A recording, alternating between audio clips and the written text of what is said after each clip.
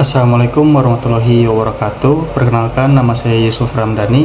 Kali ini saya akan mempresentasikan ujian tengah semester mata kuliah studi kelayakan bisnis dengan dosen pengampu Profesor Dr. Ruswiati Surya Saputra SEMS. Baik, saya akan mempresentasikan dari kelas MJ 602 dari Prodi Manajemen. Oke, kali ini saya akan mempresentasikan tentang perusahaan yang bangkrut, yaitu dengan nama perusahaan Washington Mutual.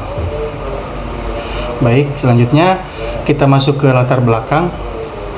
Washington Mutual adalah perusahaan induk bank tabungan yang juga pemilik asosiasi simpan pinjam terbesar di seluruh Amerika Serikat.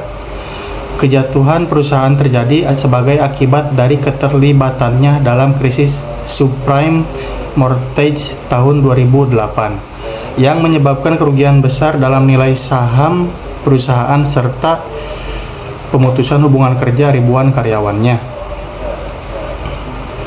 Ketika pelanggan kehilangan kepercayaan pada bank, mereka menarik hampir 17 US dollar miliar yang menyebabkan Federal Deposit Insurance Corporation masuk untuk menyita aset perusahaan dan akhirnya menjualnya ke JP Morgan Chase. Washington Mutual yang biasa disingkat WAMU adalah perusahaan induk bank tabungan Amerika yang berbasis di Seattle. Itu adalah perusahaan induk dari WAMU Bank yang merupakan asosiasi simpan pinjam terbesar di Amerika Serikat hingga keruntuhannya pada tahun 2008. Berikut data dan penjelasannya.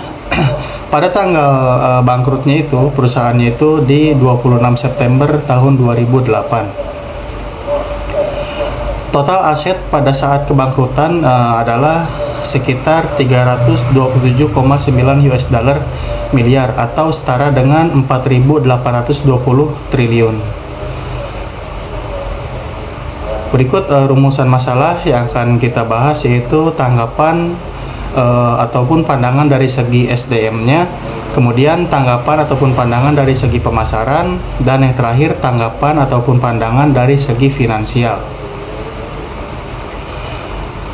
Selanjutnya kita masuk ke pandangan dari segi SDM.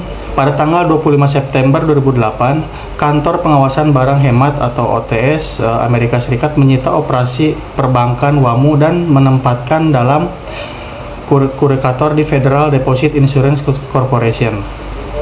OTS mengambil tindakan tersebut karena penarikan simpanan terbesar 16,7 US dollar miliar selama bank run 9 hari sebesar 9% dari simpanan yang dimilikinya pada tanggal 30 Juni 2008. FDIC menjual anak perusahaan perbankan, yaitu dikurangi klaim utang dan ekuitas tanpa jaminan kepada JP Morgan seharga 1,9 miliar dolar yang telah mempertimbangkan untuk mengakuisisi WAMU sebagai sebagian dari rencana internal yang dijuluki Proyek Barat.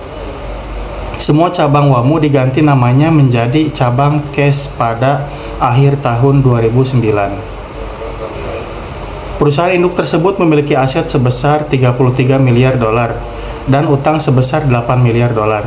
Setelah anak perusahaan perbankannya dicabut oleh FDIC, pada tanggal 20 Maret 2009, WAMU mengajukan gugatan terhadap FDIC di Pengadilan Distrik Amerika Serikat untuk Distrik Columbia, meminta ganti rugi sekitar 13 miliar pada tahun 2023 atas dugaan penyitaan yang tidak dapat dibenarkan dan harga jual rendah yang tidak adil kepada JP Morgan Chase. JP Morgan Chase segera mengajukan tuntutan balik ke Pengadilan Kebangkrutan Federal di Delaware, di mana proses kebangkrutan WAMU terus berlanjut sejak penyitaan anak perusahaan bank perusahaan induk oleh Kantor Pengawasan Barang Bekas. Bisa disimpulkan bahwa kualitas SDM dari Washington Mutual ataupun WAMU tersebut masih adanya kecerobohan dalam berkomunikasi dengan pihak eksternal, yaitu JP Morgan Chase. Baik, selanjutnya kita masuk ke pandangan segi pemasarannya seperti apa. Perusahaan ini melayani pinjaman untuk dirinya sendiri dan bank lain dengan jumlah total sekitar 689,7 miliar dolar, di mana 442,7 dolar diantaranya untuk bank lain. Ia memiliki aset bermasalah sebesar 11,6 dolar miliar, termasuk 3,23 miliar dolar dalam opsi pembayaran ARM dan 3 miliar dolar dalam pinjaman subprime mortgage. Kita pun bisa menggunakan terus layanan sebelumnya dan bisa diakses seperti berangkas, layanan transfer bank dan lain-lain, seperti yang biasanya tersedia di setiap cabang. Jika kita memiliki pinjaman di Washington Mutual Bank, kita harus terus melakukan pembayaran seperti biasa. Persyaratan pinjaman tidak akan berubah karena disepakati secara kontrak dalam surat promise ataupun surat kontraknya. Cek harus dibayar seperti biasa dan dikirim ke alamat yang sama sampai pemberitahuan lebih lanjut. Segi pemasaran ataupun bisnis dari Washington Mutual sama seperti bank-bank lainnya yang kita ketahui. Adanya layanan pinjaman, layanan perbankan, dan lain-lain. Sebelum terjadinya kebangkrutan, Washington Mutual sudah menjalankan aktivitas bisnisnya dengan cukup baik. Baik, selanjutnya kita masuk ke pandangan dari segi finansialnya. Total aset pada kebangkrutan bank tersebut yaitu sekitar 327,9 miliar US dollar atau sekitar 4.820 triliun.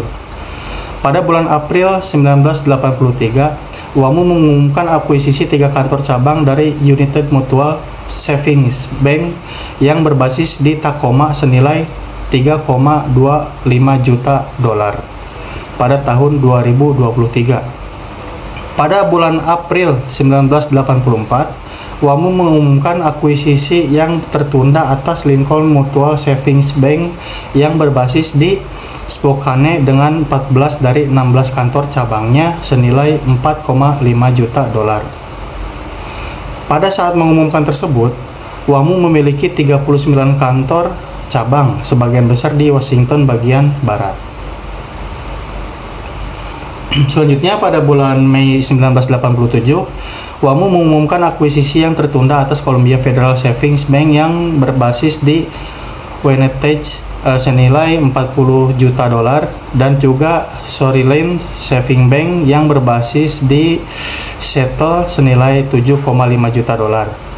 Pada saat pengumuman pada bulan Mei 1987, WAMU memiliki 50 kantor cabang, semuanya di negara bagian Washington. Kedua akuisisi tersebut diselesaikan pada bulan April tahun 1988. Selanjutnya di pasar di mana cash sudah memiliki kehadiran yang dominan seperti Greater New York dan Chicago karena kehadiran cash dan pendahulunya yaitu Bank One. Cash selanjutnya melepaskan cabang tersebut ke bank lain. Di New York misalnya, akuisisi tersebut mengakibatkan cabang cash berlokasi di blok yang sama dengan cabang WAMU. Baik, sekian presentasi dari saya untuk memenuhi syarat ujian tengah semester dengan mata kuliah studi kelayakan bisnis. Mohon maaf apabila ada kata-kata yang kurang berkenan. Wassalamualaikum warahmatullahi wabarakatuh.